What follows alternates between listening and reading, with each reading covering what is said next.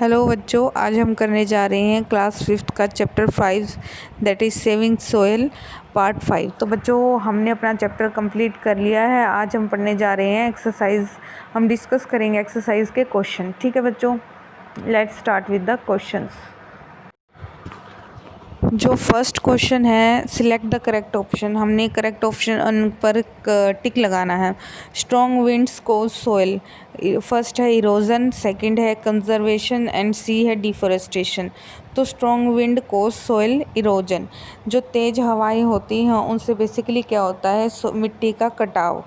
तो संरक्षण तो वैसे नहीं होता और पेड़ भी नहीं ऐसे कटते, तो बेसिकली क्या होता है, मिट्टी का कटाव। तो answer A is the right.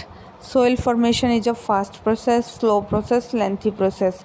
तो इसमें B option is correct. It is a very slow process. The top most layer of soil is called humus.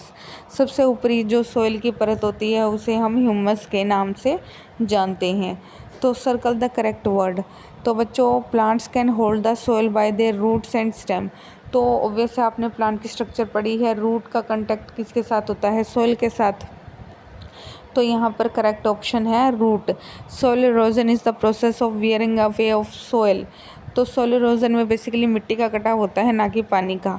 Soil erosion occur due to the deforestation और afforestation. जैसे मैंने आपको बताया था, D मतलब कमी और ए मतलब किसी चीज़ की इंक्रीजमेंट होना। तो सोइल इरोजन का कारण पूछा है, तो पेड़ लगाना कारण नहीं हो सकता, पेड़ काटना कारण है। तो deforestation is the correct answer. The protection of soil is called soil erosion, soil conservation. तो मिट्टी को बचाने के जो प्रोसेस है उसे सोइल कंजर्वेशन कहा जाता है, ना कि soil erosion. Soil erosion is caused by wind and sunlight.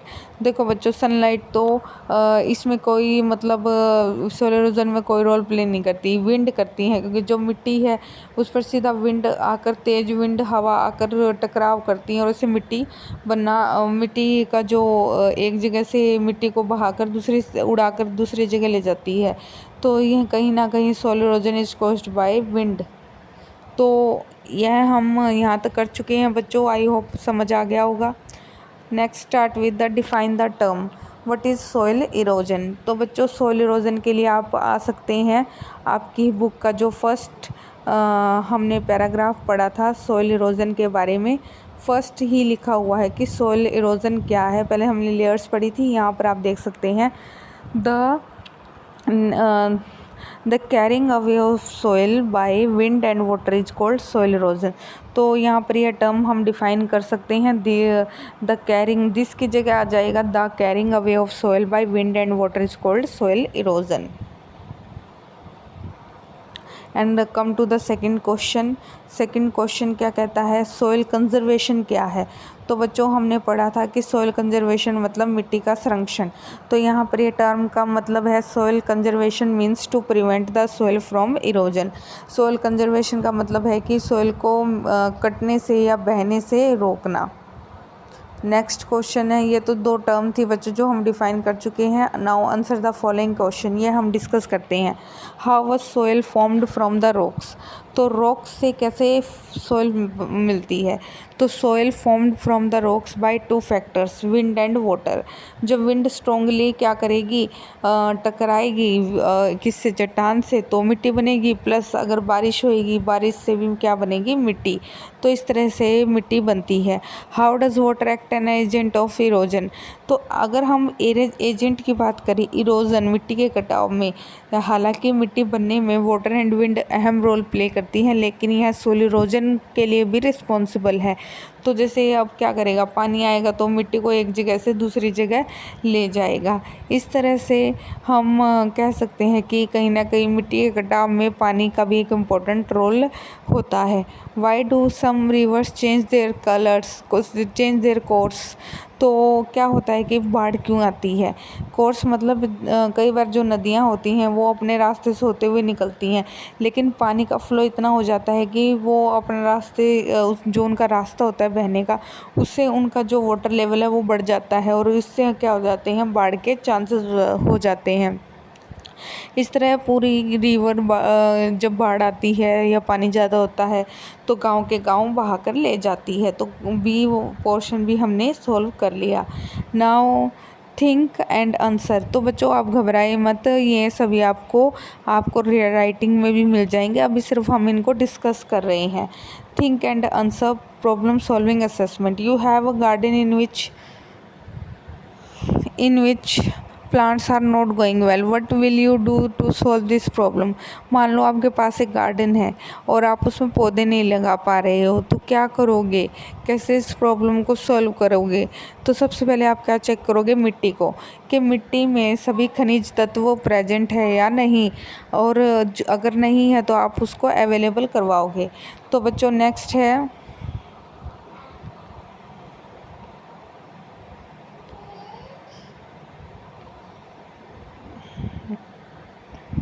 Suggest one way to the farmers so that they can protect their farms from soil erosion. तो सबसे इम्पोर्टेंट और सबसे बढ़िया अगर हम किसी को सजेशन दें तो सबसे इम्पोर्टेंट है कि लैंड को खाली मत छोड़िए, उस पर पौधे लगाइए। ठीक है, तो फार्मर को ये सजेशन है कि वो ऐसे पौधे लगाए जो उसको मनी भी दे, मनी अर्न करने में भी हेल्प करें, प्लस उससे मिट्टी का कटाव भी ना होने पाए। तो HOTS corner, how the soil erosion leads to loss of fertility of soil. तो बच्चों हमने पढ़ा है लेयर्स के बारे में कि सबसे ऊपरी लेयर कौन सी होती है, ह्यूमस। अब अगर पानी और हवा आएगी इस ह्यूमस को उड़ाकर ले जाएगी तो वो टॉप मोस्ट लेयर बिल्कुल सामने से दिखने लग जाएगी, और इस तरह से मिट्टी का कटाव होना शुरू हो जाएगा। तो इन विच एरिया स्टेप फार्मिंग और जनरली डन। तो बेसिकली स्टेप फार्मिंग या टेरेस फार्मिंग जिसे हम बोलते हैं वो बेसिकली कहाँ की जाती है, स्टेप बाय स्टेप, तो वो की जाती है पहाड़ों में। तो बेसिकली माउंटेन एरिया में यह संभव हो पाता है। Make chart and poster, prepare chart and poster on method to prevent soil from conservation. तो बच्चों यह चार्ट या फिर पोस्टर आप खुद से भी बना सकते हैं, और यह आपके लिए बहुत ही एक एज अ एक्टिविटी आप इसको बनाएं घर पर और पेस्ट करें अपने रूम में। तो project find out about Sundarlal Bahuguna leader of Chipko movement, make project on his work. तो बच्चों मैं आपको बताना चाहूँगी कि सुंदरलाल बहुगुणा एक बहुत ही इम्पोर्टेंट पर्सनैलिटी हैं। उन्होंने एक मूवमेंट शुरू की थी, चिपको मूवमेंट। तो उन्होंने किया क्या था, वो एक समाज सेवी थे। तो वहाँ पर ना, जहाँ पर वो रहते थे वहाँ पर पेड़ बहुत थे और पेड़ों की पूजा की जाती थी। तो जो लैंड था उसको, जिसका वो लैंड था उस गांव में, तो सरकार ने वो ज़मीन जब्त कर ली गांव की, और वहाँ पर जो पेड़ थे उनको काट कर वो वहाँ पर कुछ बिल्डिंग बनाना चाहते थे। तो सरकार ने जो टेंडर होता है, टेंडर मतलब ठेका, वो किसी पर्सन को दे दिया, बिल्डर को। बिल्डर आया उन पेड़ों को काटने, तो गांव वाले लोग आकर सभी, सुंदरलाल बहुगुणा ने क्या कहा कि सभी गांव वालों को बोला कि पेड़ हमारे जीवन है, इनको काटने से हमें बचाना होगा। तो सबने यह डिसाइड किया कि गांव वालों ने हम पेड़ों से चिपक जाएंगे और उनको बोलेंगे कि हमारे ऊपर से होकर इन पेड़ों को काटें। इसी वजह से इस मूवमेंट का नाम चिपको मूवमेंट पड़ गया। तो जैसे ही बिल्डर्स आए पेड़ों को काटने, तो जितने भी गांव वाले थे सब पेड़ों के तनों के चिपक गए। तो जैसे बोले कि अगर आपको पेड़ काटना है तो उससे पहले हमें हमारा सामना करना पड़ेगा। तो इस तरह से वो सभी बिल्डर्स विलेज वालों के आगे कुछ भी ना कर पाए और वो पेड़ों को नहीं काट पाए। इस तरह से उनके गांव के पेड़ बच गए, और तभी से यह मूवमेंट को बोला जाता है चिपको movement. Teacher said, organize a visit to the site where soil erosion is occurring. Ask students their opinion so that it can be avoided. तो बच्चों यह तो हम स्कूल आने के बाद ही कर सकते हैं। तो यह तो स्कूल के द्वारा परफॉर्म किया जा सकता है, या फिर आप खुद भी घर पर या कहीं आसपास देख सकते हो जहाँ पर मिट्टी का कटाव है, वो फ़ोटो खींचकर आप पेस्ट कर सकते हैं। तो अगर कहीं आप खुद भी सोइल इरोजन को देख रहे हैं तो वो फ़ोटो अपनी नोटबुक में पेस्ट कर सकते हैं। तो इससे आपको एक बहुत बढ़िया उदाहरण मिलेगा। आज के लिए इतना ही बच्चों, हम अपना नया जो चैप्टर है नेक्स्ट लेक्चर में शुरू करेंगे। आप इस चैप्टर को बहुत अच्छे से पढ़ना, और जो सॉल्यूशन है वो आपको मिल जाएंगे, और आप जस्ट रीड करिए चैप्टर को। आज के लिए इतना ही।